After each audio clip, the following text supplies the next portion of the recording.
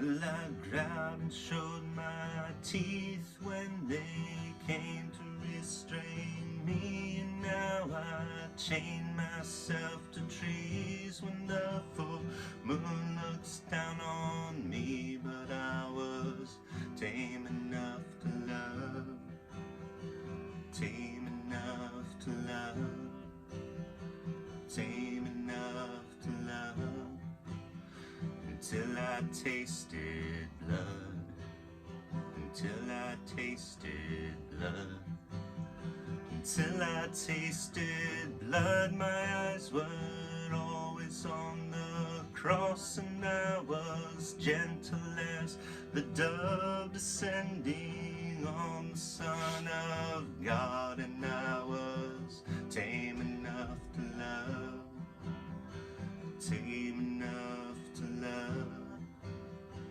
tame enough to love, until I tasted blood, until I tasted blood.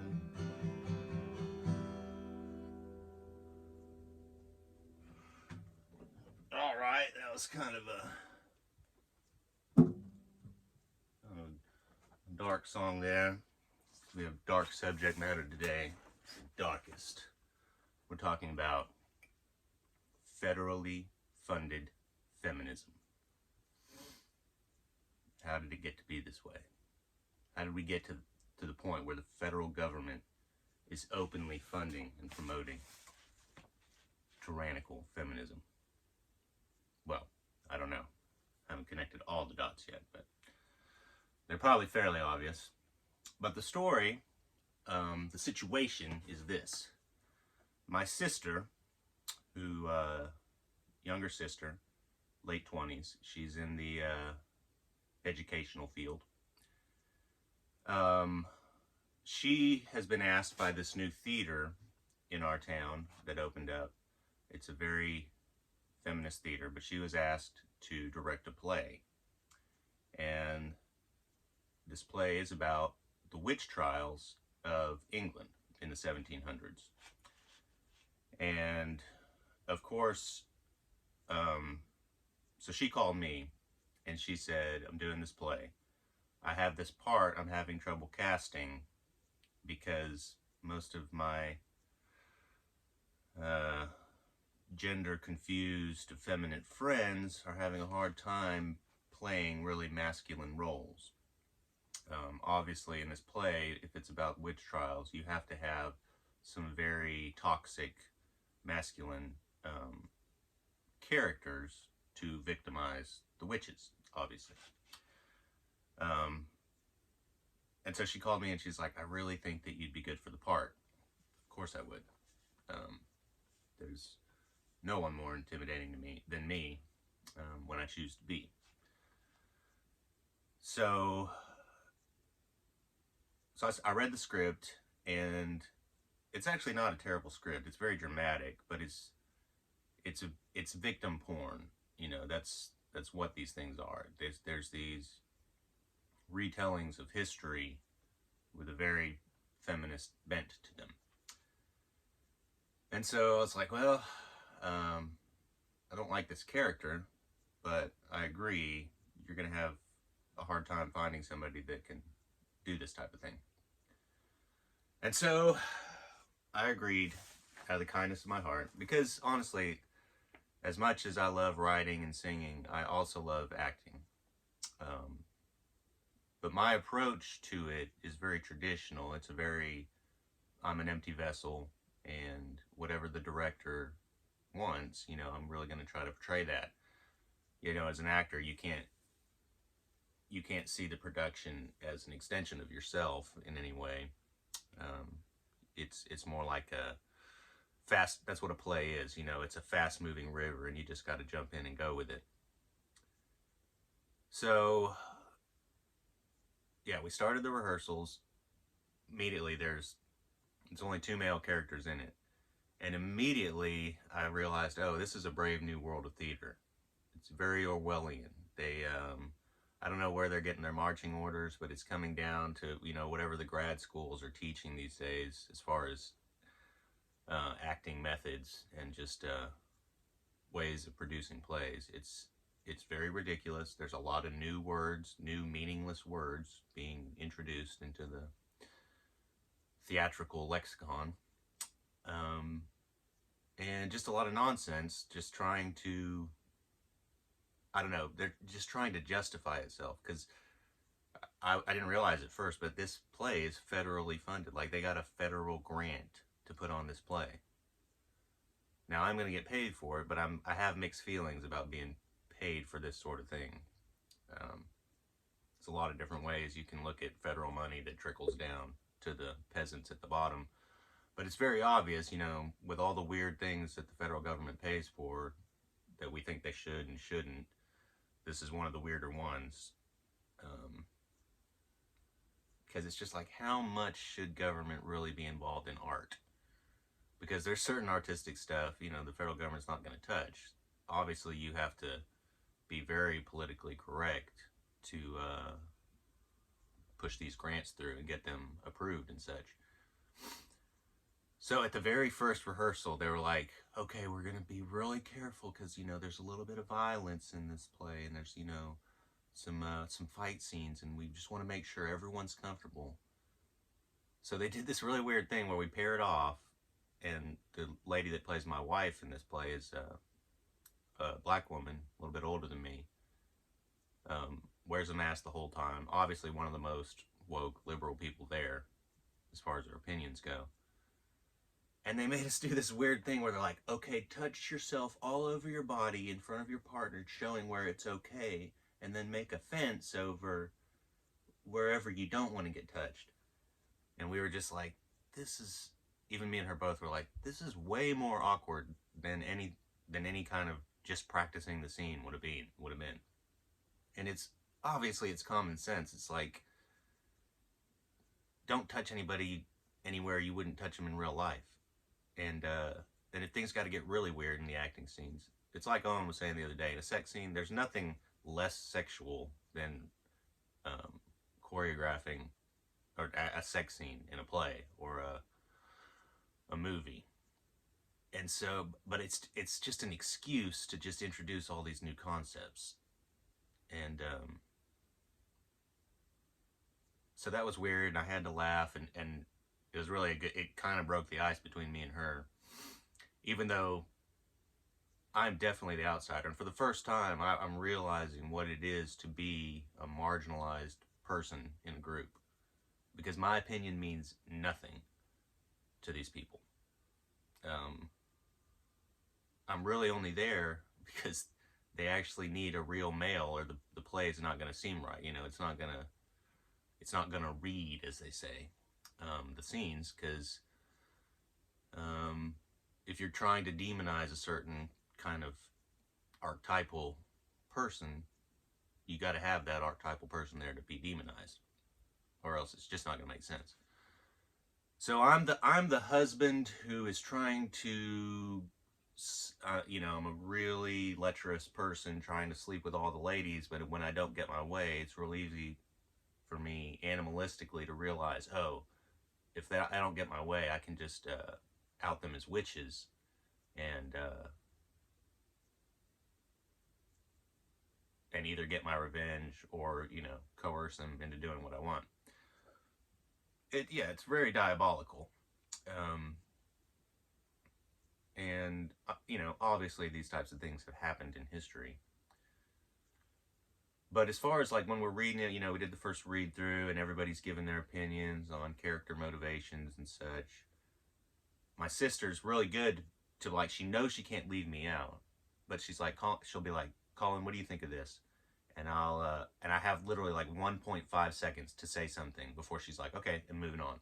She's not directly silencing me, but unless I say something completely arbitrary or neutral, at least 5 people are going to jump in and be like, no, that's not where we're going with this. That's not this character's motivation, or that's not what the playwright meant here. But which, in my opinion, any play is going to say a lot more about the playwright than it is about society, metaphysically. And I'm starting to think that every piece of art is either it's either edifying and affirming truth, or it's a cautionary tale about um, denying truth. And so yeah, this one, all the weird stuff happening between the characters, weird, no, I don't want to say supernatural things, but mysterious things happen. And then, of course, it gets read as witchcraft by the stupid male character in it. But I just asked the question. I was like, are we open to the possibility that there might be some actual witchcraft going on in the narrative? And they all jumped on me. They're like, no, the playwright said there's no witches in this play. But there's obviously like coercion, there's mentalism, there's suggestion, and this is just all, this can all be defined as different types of witchcraft. Of course, I'm not getting to talk about this thing very much. Um, I'm really just having to go with it, which I do enjoy. Um, don't get me wrong, I'm really enjoying it. I enjoy the process of putting on a play. I'll say it a bunch of times, and I've said it a bunch of times. There's nothing more fun than being in a play, than having this group activity, to have this group vision that you're all working together to put on. Um, it's just a very different circumstance right now, being the marginalized one, the one that's not allowed to have any opinions, the one that's just supposed to do what he's told. But what they don't understand is, I'm only going like 30%. And, when I'm like waving my pitchfork, or there's one scene where I'm supposed to choke a girl. Yeah, you would have thought that I was a wild animal whenever we were rehearsing these scenes. I'm embarrassed for them. I'm embarrassed for the person I'm having to do this scene with, because literally there's like 10 people all around, like, oh, we have to be ready to jump in at any time, because he might actually start choking her, because that's what men do. They don't have any self control. And there's the girl. They're like, you can always say the safe word if you feel uncomfortable. And she's a young college freshman. She's just like, I'm trying to be an actress here. Can we just do this scene? I'm not afraid of this guy. Um, so it's just really weird. Um, it's a brave new world of theater. And so, yeah, I'm really looking forward to talking about it more, because, we're a couple weeks out from the performance now. And I've seen, like, starting out as the absolute villain, and just like, whether you know it or not, Mr. Colin, you're toxic, and you have toxic traits, and whether you're in denial about them or have accepted them, but we got to watch you closely. To where now they're saying, oh, this guy is actually he's the only one taking this super seriously, and he's the only one taking risks. Yeah, in the early rehearsals, I'd be talking to my partner, and I'd be like, I'm going to try doing this in this scene. And she'd be like, bold of you to assume you can just try to do things without the director's permission. And I'm like, that's what it is to play a role. You experiment and you try things, and they tell you whether they like it or not. You can't just let them micromanage the whole thing, or we're just going to look like a bunch of robots up here. So it's fun to see them all slowly coming around and being like, oh, this guy really actually is good to work with, and he actually has, he's very encouraging, and he has no judgment, and also, I don't know how, but I'm really good at memorizing lines, because I have a method, and I'll try to explain it a little more. But it's mostly just about not panicking and just accepting the process, and that every rehearsal, just try to get a little better, and don't try to reach any goals and be disappointed with yourself if you don't. Just know, by the time the lights go up on the performance, I've got to be ready. But until then, I've just got to make gradual improvements. And so yeah, it's going good. And like I said, I'm excited about talking about it more. But it's victim porn, and it's all it's going to do is everybody that sees it, depending on their level of intelligence, the women are going to be like, yeah, that does happen all the time, and yeah, anything I have to do to, you know, get a bigger piece of the pie these days is completely justified because of this piece of history they're showing me, which is not history at all. It's just a dramatic take on some weird stuff that happened in the past. And like we've talked about, the witch trials that happened in America and all over the world, you know, I keep getting different thoughts about them, because obviously there is a type of person that would bring enough disorder into a society, you would have to cut them off. That's obvious. And they're trying to push this narrative of like society has to be accepting of everything, except it's completely contradictory and hypocritical because there's a whole traditional part of society that they're trying to deny and cut off and, you know, render useless. But so they I'm playing the part well, and a lot of times I'll get a little angry, and you can see them like, "Ooh, this is kind of scary," you know. I'm a little nervous when he gets real mad, but they haven't seen nothing yet. Like I know not to go too hard until the curtains go up and the actual performance, and then they're really gonna see why there is a patriarchy, and I think I might be able to invert the whole thing and really, you know, really show the audience what a real man is capable of. But we'll talk about more of that in the future.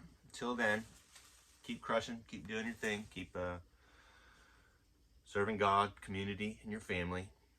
And because if you're trying to do it in any no, God, family, community. If you're trying to do it in any other order, it's going to get a little twisted. So, until next time.